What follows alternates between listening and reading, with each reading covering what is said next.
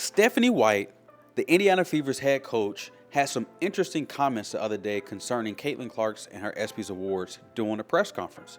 A lot of people had a lot to say. But in this video, I want to talk about the business principles, some of the wisdom that she used during the press conference, during those comments. Let's talk about it.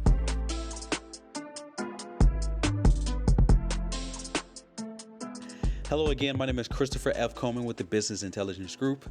I'm a business leader, advisor, and business coach, and I help entrepreneurs and investors through due diligence processes. And I like to comment on various activities and things that I enjoy and finding the business nuggets, finding the business principles within them. Currently, I've been enjoying WNBA basketball. I've been learning a lot about the players, the different stories, the various trials and tribulations. And currently, Caitlin Clark has been a big topic. And just yesterday, Stephanie White, she seemed to struggle to compliment Caitlin Clark after winning an ESPYs award for Best WNBA Player. And there was a lot of comments about it, and I wanted to react to it. I wanted to talk about it and find the business principle. So without further ado, let's take a look at what Stephanie White had to say.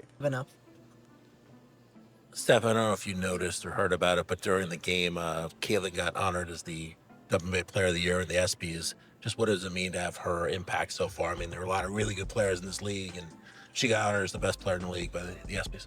Yeah, I mean, obviously she continues to get new awards. She continues to break barriers. She continues to do things that we haven't seen. So the first thing in business, when you are in a negotiation, when you are trying to conduct business, it can be paying bills at a cell phone bill, wherever the case might be. You could be going and trying to get a new phone. You're trying to negotiate. You're trying to find favorable aspects to this deal through the negotiation. Here in America, there's price. We have capitalism, but a lot of other places you have to negotiate. You have to barter. You have to be able to communicate the value, and you have to will and deal a little bit. And that's just the culture in other places. But here in America, it's a little different.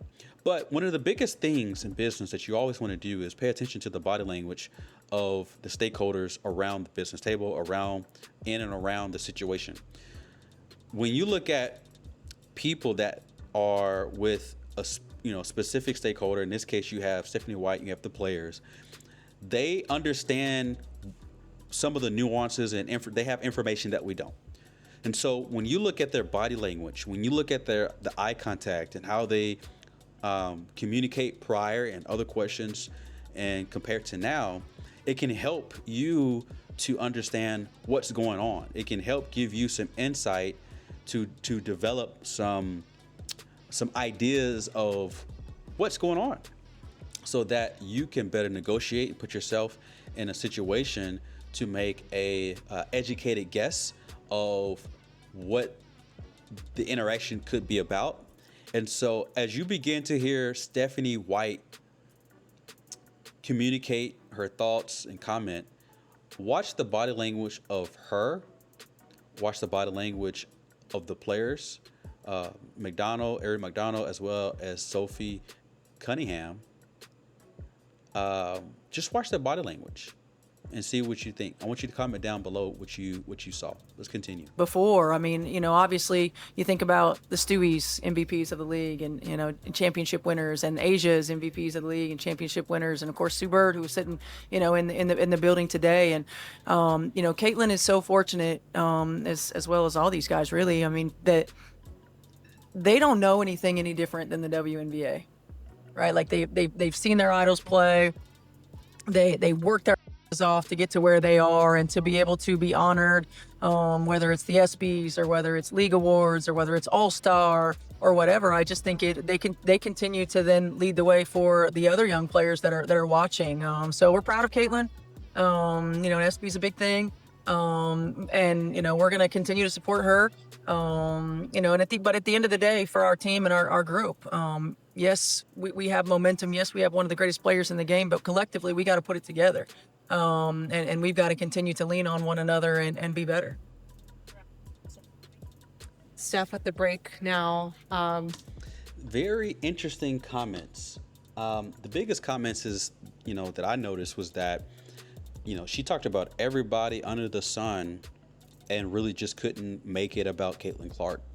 And I think that there's times where you could just, answer the question wholeheartedly, transparently, what you think.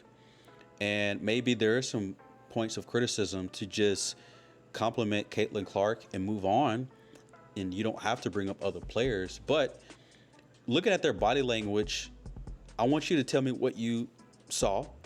And secondly, I want to know your thoughts about her comments. Was it out of line, out of pocket? Was it good that she was inclusive to a lot of players, not just Caitlin Clark, to pay homage to those that came before her? Basketball is a team sport, but it seems as though there are a lot of people that can't just compliment Caitlin Clark, and why that is. Maybe there's a racial element to it. Maybe there's some other nuances that we don't know about that are there. Who knows? But the business principle that I want to get out of here is that Stephanie White, she's a leader in the Fever organization. And so you could tell that there's some contention with Caitlin Clark as well as WNBA players. I don't think you have to be a rocket scientist to see and notice that. Just human nature. You can't stop people from being envious. You can't stop people from being jealous. You can't stop people from being people. People are just going to be people. And we could talk about, why people are jealous or envious or whatever the case may be at another time. But we want to just solidify and just make known that maybe there are some issues there, some contention. So the second business tip is that you have to understand that people were going to be people. Me as an African-American man in leadership, I recognize that there are people that just don't want to take orders from a black man. And that's just it. I can't stop it. I can't control that. It's just people were brought up a certain way, and there's nothing I can do about it. And it's not most people. It's, if you look at a normal distribution, I think it's a normal distribution, and there's extremes on both sides. No matter what color you are, race, where you come from, language, there's always going to be bias. There's always going to be issues. Why? Because humans are humans. And so the thing about leadership is that you have to see all of the nuances. You have to be able to discern all of the viewpoints of everyone so that you can speak and answer in a way that doesn't offend anyone.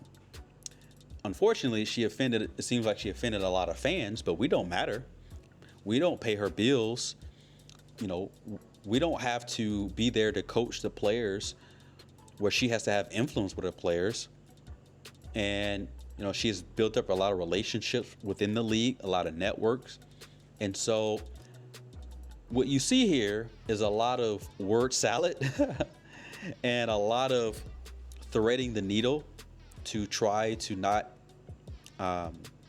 infuriate and not to offend people, but to try to congratulate Caitlin Clark, but to also highlight all of the other players that have been great to the league as well. And so why is that?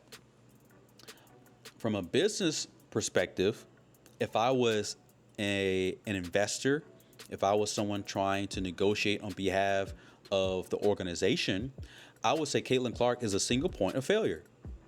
And so if that is the case, if Caitlin Clark is a single point of failure, if we're all saying that, the WNBA is going to have a lot of followers, we're going to get a lot of views, we're going to make a lot of money because of Caitlin Clark. What if Caitlin Clark decides that, she becomes a billionaire and leaves sports altogether?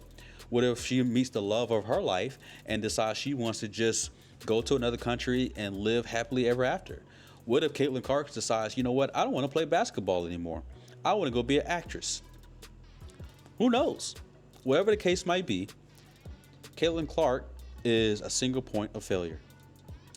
I believe wholeheartedly Caitlin Clark is going to do well in the WNBA.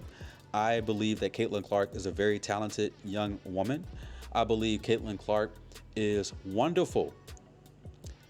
But in business, we have to put on our agent hat, our business hat, our logical hat to be able to look and see things from the perspective of other stakeholders.